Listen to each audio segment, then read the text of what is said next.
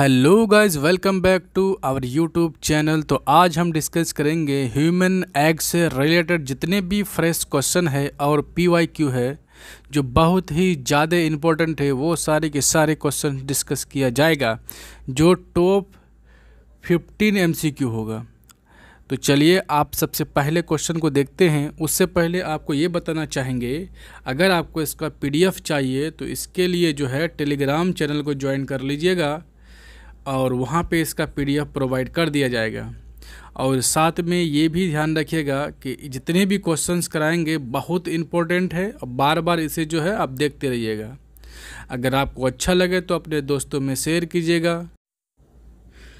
हाँ, तो question number 1 देखते हैं कि immediate membrane covering the mammalian egg, यानी मैमेलियन एग जो होता है जिसे हम लोग बोलते ओवम, उसके कवरिंग को क्या बोलते हैं? तो वो होता है विटेलाइन मेम्ब्रेन।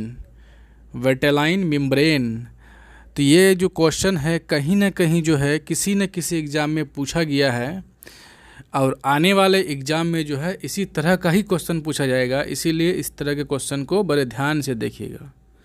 तो आपका आंसर हो जाएगा सी, विटेलाइन मेम्ब्रेन। नेक्स्ट क्वेश्चन है कि chemical substance present on the surface of sperm, ये स्पर्म है, इसके सरफेस पे यानी हेड पे कौन सा केमिकल होता है जिसे बोलते हैं एंटी फर्टिलाइजिन, जो ह्यूमन एग को अट्रैक्ट करता है और ह्यूमन एग के पास होता है फर्टिलाइजिन। तो याद रहना चाहिए आपको। तो आंसर हो जाएगा एंटी फर्टिलाइजिन। आंसर बी हो गया। नेक्स्ट क्वेश्चन देखो। क्वेश्चन है कि breaking of acrosome membrane is, यानी कि एक्रोजोम जो है ओवम के मेम्ब्रेन को ब्रेक करता है, इसके लिए एक टर्म यूज होता है जिसे बोलते हैं एग्लूटिनेशन। एग्लूटिनेशन, इसे बोलते हैं एग्लूटिनेशन। तो आंसर हो जाएगा आपका ए नंबर। बहुत ही फ्रेश क्वेश्चन है दोस्तों, ये क्वेश्चन आने की संभावनाएं मैक्सिमम है, इसीलिए आप जो है इसे सेव करके रख लेना है। देखते हैं next question. At the end of first meiotic division, यानी मियोटिक डिवीजन बोले या मियोसिस डिवीजन बोले, मियोटिक को मियोसिस भी बोलते हैं। तो फर्स्ट मियोटिक डिवीजन के बाद मतलब लास्ट में, एंड में एक बनेगा मेल जर्म सेल जो डिफ्रेंशिएट हो जाएगा इस पर सेकेंडरी स्पर्मेटोसाइट। देखिए, मेल जर्म सेल से जो है माइटोसिस होगा तो बनाएगा प्राइमरी स्पर्मेटोसाइट। अब प्राइमरी स्पर्मेटोसाइट में जब मियोसिस होगा, मियोसिस फर्स्ट होगा तो बनाएगा सेकेंडरी स्पर्मेटोसाइट, और सेकेंडरी स्पर्मेटोसाइट में जब मियोसिस सेकेंड होगा तो बनाएगा स्पर्मेटिड। यही स्पर्मेटिड जो है कन्वर्ट हो जाता है स्पर्मेटोजोआ में, यानी कि स्पर्मेटिड के कुछ मॉर्फोलॉजिकल चेंजेज आता है और बन जाता है स्पर्मेटोजोआ। उसके लिए एक टर्म यूज होता है स्पर्मियोजेनेसिस। याद रखिएगा दोस्तों, स्पर्मियोजेनेसिस क्या होता है? तो conversion of spermatid into spermatozoa या स्पर्म बोलेंगे, ठीक है। उसके बाद एक होता है स्पर्मिएशन। जैसे ही स्पर्म में कन्वर्जन हो गया स्पर्मेटिड का, तो स्पर्म का हेड जो है सर्टोली सेल में एम्बेडेड रहता है, धंस जाता है फॉर न्यूट्रिशन के लिए।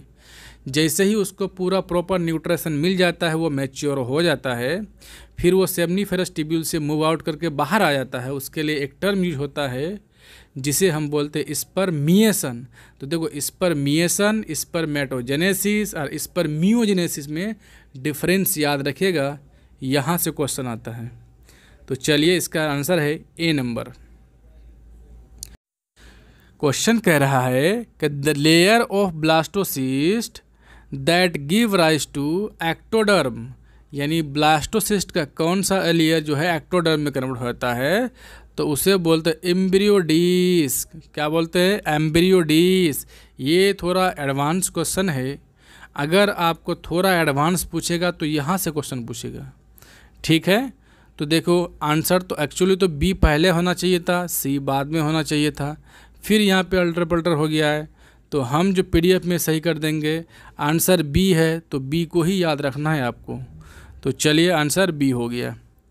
नेक्स्ट है the fetal membrane that provide the first blood corpuscles for circulation in the embryo is. याद रखिएगा दोस्तों कि फेटल मतलब फ्यूटस की बात कर रहा है, उसमें जो मेम्ब्रेन प्रोवाइड करता है फर्स्ट ब्लड सेल, या ब्लड सेल के जगह कॉर्पस्कल लिखा हुआ है for the circulation of embryo is. तो आपका राइट आंसर जो हो जाएगा यॉल्क सेक हो जाएगा। ठीक है, यॉल्क सेक। नेक्स्ट क्वेश्चन है कि which is urinary bladder of child in worm. बोल रहा है कि यूरिनरी ब्लैडर जो है चाइल्ड में वर्म का काम करता है। तो आपका राइट आंसर हो जाएगा एलेंटोइस में। किसमें?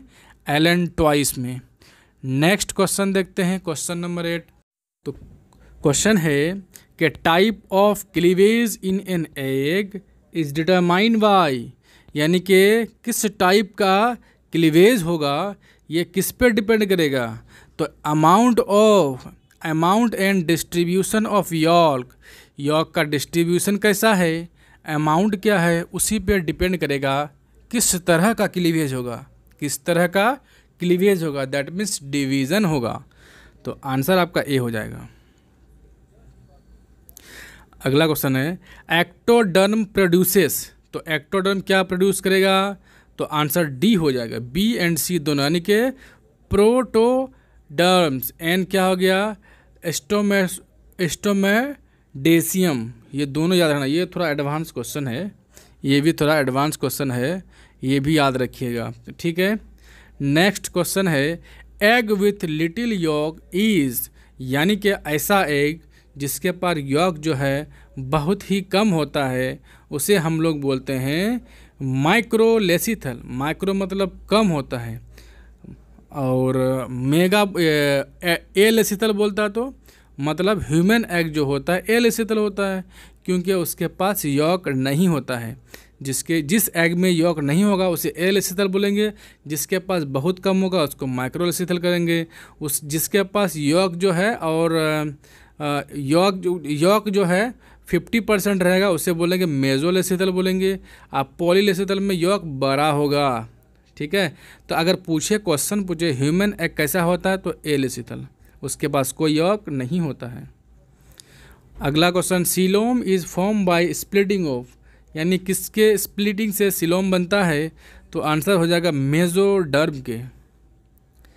Next neural tube is form by, तो न्यूरल ट्यूब किसका ओरिजिन है, एक्टोडर्म का, मेसोडर्म का, एंडोडर्म का या मेगास्पोर का। तो राइट आंसर हो जाएगा एक्टोडर्म। एक्टोडर्म से ही ओरिजिनेट हुआ है न्यूरल ट्यूब। नेक्स्ट है कि which one develop from endoderm. Endodermal origin किसका है, नर्वस सिस्टम का, यूरिनरी ब्लैडर का, आइज का नहीं, लीवर, कनेक्टिव टिश्यू, हार्ट, उसका थाइमस, स्पाइनल कोड, ब्रेन नहीं। लीवर तो है, पेनक्रियाज भी है, थाइमस भी है जिसे थायराइड बोलेंगे। तो आंसर आपका डी हो जाएगा। ये सारे के सारे ऑर्गन जो होता है जिसका ओरिजिन होता है एंडोडर्म, आंसर हो जाएगा डी। नेक्स्ट है कि which one develop from ectoderm, endoderm, adrenal medulla, adrenal cortex, blood, lymph. तो इनमें से जो है एड्रिनल मेडुला जो होता है एक्टोडर्मल ओरिजिन होता है। लास्ट क्वेश्चन है कि when do the 3 germinal layer differentiate. तो 3 जर्मिनल लेयर जो होता है कब डिफ्रेंशिएट होता है, गैस्ट्रोला में, ब्लास्टूला में, या क्लीवेज के दौरान या फर्टिलाइजेशन के दौरान। देखो क्लीवेज फर्टिलाइजेशन तो होगा नहीं, या तो गैस्ट्रोला होगा या तो ब्लास्टूला होगा। तो राइट आंसर हो जाएगा आपका गैस्ट्रोला। तो इस तरह से जो है टॉप 15 क्वेश्चन को डिस्कस कर लिए हैं। आपको अगर अच्छा लगा है तो इसको शेयर कीजिए दोस्तों में और थोड़ा सा सपोर्ट कीजिए। Thank you for watching.